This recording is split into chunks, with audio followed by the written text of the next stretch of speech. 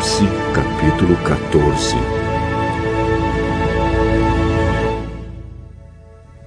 Depois olhei e vi o Cordeiro em pé no Monte Sião.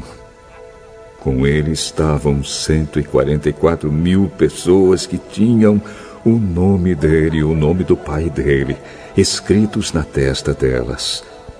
Então ouvi uma voz do céu, que parecia o barulho de uma grande cachoeira, ou o som de um forte trovão.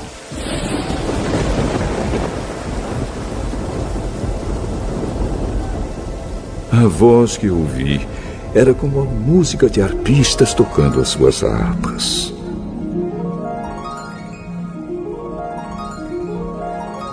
Os 144.000 estavam diante do trono e dos 4 seres vivos e dos líderes, e cantavam uma nova canção que somente eles podiam aprender. De toda a humanidade, eles eram os únicos que tinham sido comprados por Deus.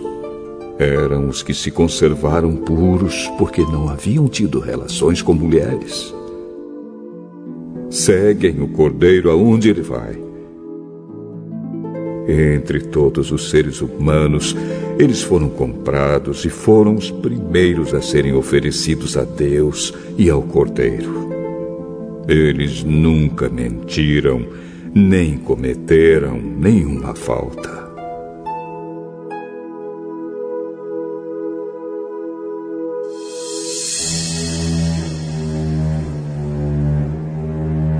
Então vi outro anjo voando muito alto, com a mensagem eterna do Evangelho para anunciar aos povos da terra, a todas as raças, tribos, línguas e nações.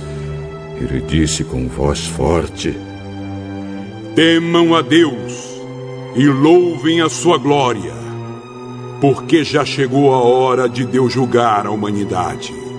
Adorem aquele que fez o céu, a terra, o mar e as fontes das águas. Um segundo anjo seguiu o primeiro, dizendo: Caiu a grande Babilônia. Ela embriagou todos os povos, dando-lhes o seu vinho, o vinho forte da sua terrível imoralidade. Um terceiro anjo seguiu o segundo, dizendo com voz forte: aqueles que adorarem o monstro e a sua imagem, e receberem o sinal na testa ou na mão, beberão o vinho de Deus, o vinho da sua ira, que ele derramou puro na taça do seu furor. Eles serão atormentados no fogo e no enxofre, diante dos santos anjos e do Cordeiro. A fumaça do fogo que os atormenta sobe para todo sempre. Ali não há alívio, nem de dia nem de noite, para os que adoram o monstro e a sua imagem, nem para qualquer um que tem o sinal do nome dele. Isso exige que o povo de Deus aguente o sofrimento com paciência.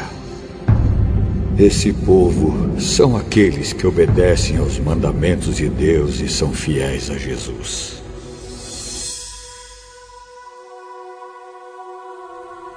Então ouvi uma voz do céu que disse: escreva isto: felizes as pessoas que desde agora morrem no serviço do Senhor. Sim, isso é verdade, responde o Espírito de Deus. Elas descansarão do seu duro trabalho, porque levarão consigo o resultado dos seus serviços.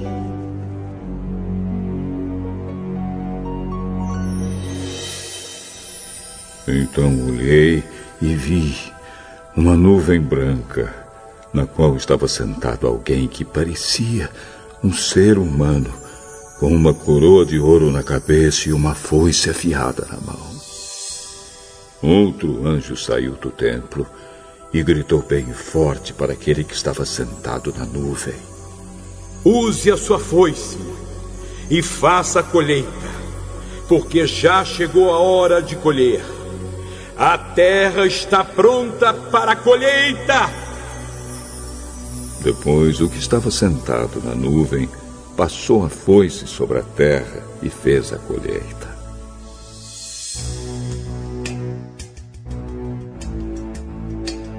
Aí outro anjo saiu do templo que está no céu, e ele também tinha uma foice afiada.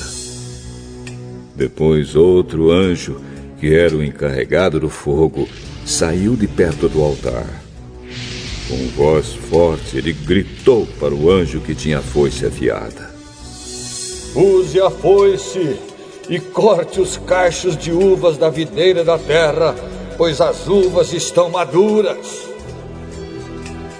Então o anjo passou a foice sobre a terra, cortou os cachos de uvas da videira e jogou todos eles no tanque da violenta ira de Deus, onde as uvas são pisadas.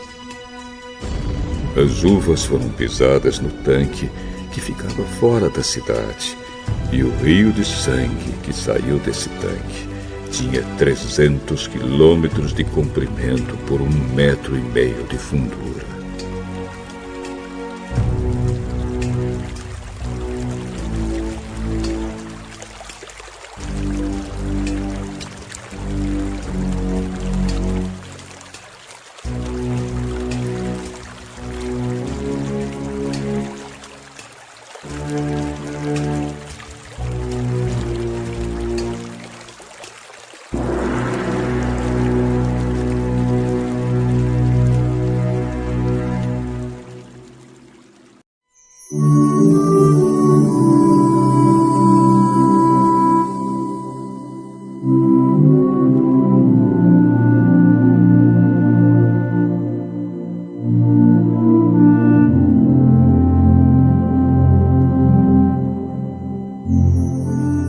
Esther, capítulo 5.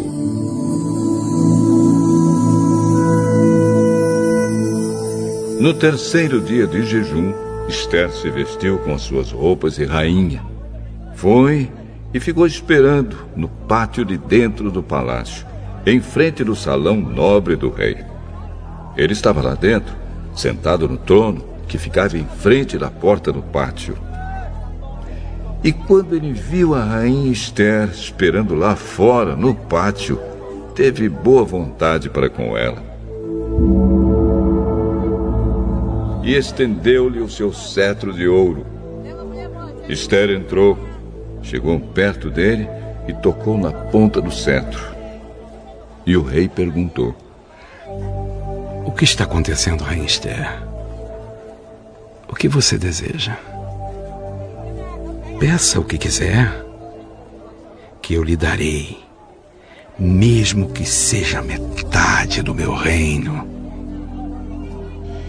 Se for do seu agrado, eu gostaria de convidar o senhor e Amã para o banquete que estou preparando hoje para o senhor.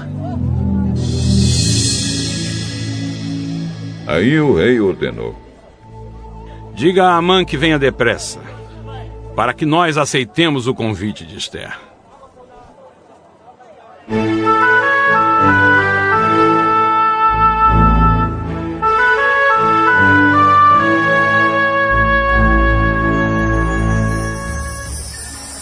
Assim o rei e Amã foram ao banquete que Esther havia preparado. Quando estavam bebendo vinho, o rei perguntou a Esther: Qual é o seu pedido? Peça o que quiser, que eu lhe darei, mesmo que seja metade do meu reino.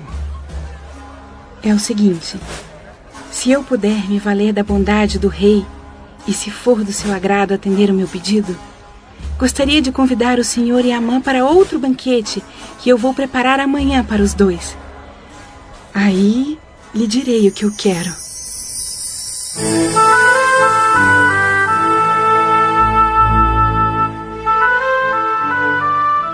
Ramã saiu do banquete alegre e feliz da vida. Porém, quando chegou perto da entrada do palácio, ele encontrou Mordecai ali. E ficou furioso, porque Mordecai não se curvou diante dele, nem fez qualquer outro sinal de respeito. Mas ele se controlou e voltou para casa. Então mandou chamar os amigos e pediu que Zeres, a sua mulher, também viesse. Amã começou a falar da sua riqueza, do número de filhos que tinha, das promoções que havia recebido do rei e de como agora ocupava a mais alta posição do reino, acima de todos os outros ministros e funcionários. Além de tudo isso, eu fui a única pessoa que a rainha Esther convidou para acompanhar o rei ao banquete que ela preparou para ele. E ela também me pediu que eu fosse com ele a outro banquete amanhã. Mas tudo isso não me vale nada enquanto eu continuar vendo Mordecai, aquele judeu, sentado na entrada do palácio. Aí a mulher dele e todos os amigos deram a seguinte sugestão.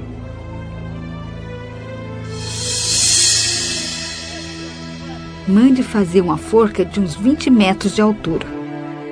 E amanhã de manhã peça ao rei que mande enforcar Mordecai. Então você poderá ir feliz com o rei ao banquete. Amã gostou da ideia e mandou construir a forca.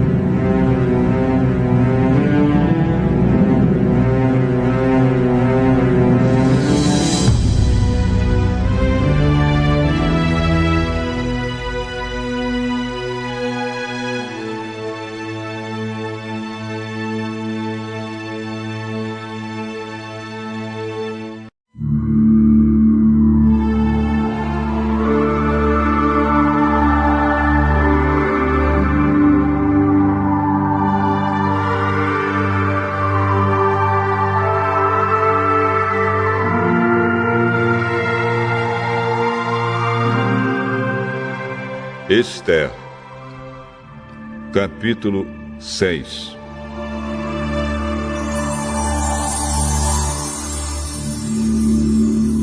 Naquela mesma noite, o rei não conseguiu pegar no sono.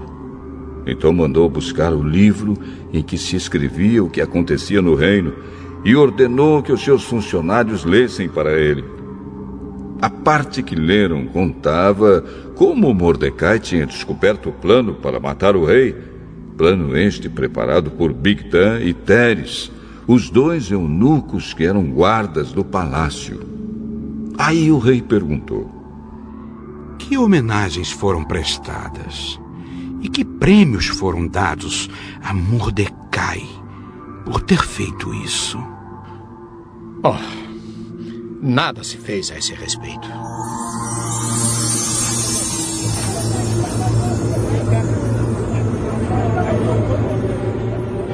Justamente nesse instante, Ramã entrou no pátio, que ficava ao lado dos quartos do rei, para lhe pedir que mandasse Mordecai a forca que ele, Ramã, havia mandado construir. O rei perguntou: quem está no pátio? É Amã. Mandem que entre. Amã entrou e o rei lhe disse: eu quero ter o prazer de prestar homenagens a um certo homem. Diga-me, o que devo fazer por ele? Amã pensou assim: Quem será esse homem a quem o rei tanto quer honrar? É claro que sou eu. E Ramã disse ao rei: mande trazer as roupas que o senhor usa e também o cavalo que o senhor monta, e mande colocar uma coroa real na cabeça do cavalo.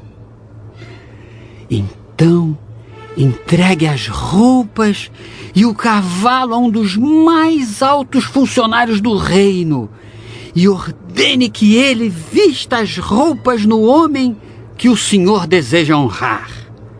Depois que ele leve o homem montado a cavalo pela praça principal da cidade e que diga em voz alta o seguinte: é isto o que o rei faz pelo homem a quem ele quer honrar. Então o rei disse a Ramã: vá depressa e pegue as roupas e o cavalo e faça com o judeu Mordecai tudo o que você acaba de dizer. Ele costuma ficar sentado na entrada do palácio. Não deixe de fazer nenhuma das coisas que você disse.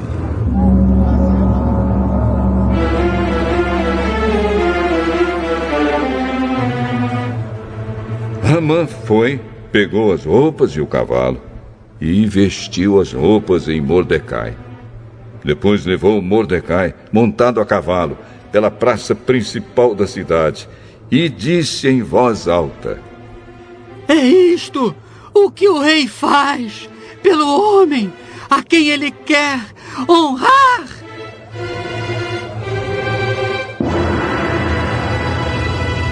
Depois disso, Mordecai voltou para a entrada do palácio, enquanto que Ramã, envergonhado e triste, correu para casa, escondendo o rosto. Contou à esposa e aos amigos tudo o que tinha acontecido com ele. Então ela e os seus amigos, que eram tão sabidos, disseram: você já começou a perder a luta com Mordecai. Ele é judeu e você não vai ganhar de jeito nenhum. Você vai perder na certa. Eles ainda estavam falando quando os eunucos que estavam ao serviço do rei chegaram e levaram Ramã imediatamente ao banquete que Ester tinha preparado.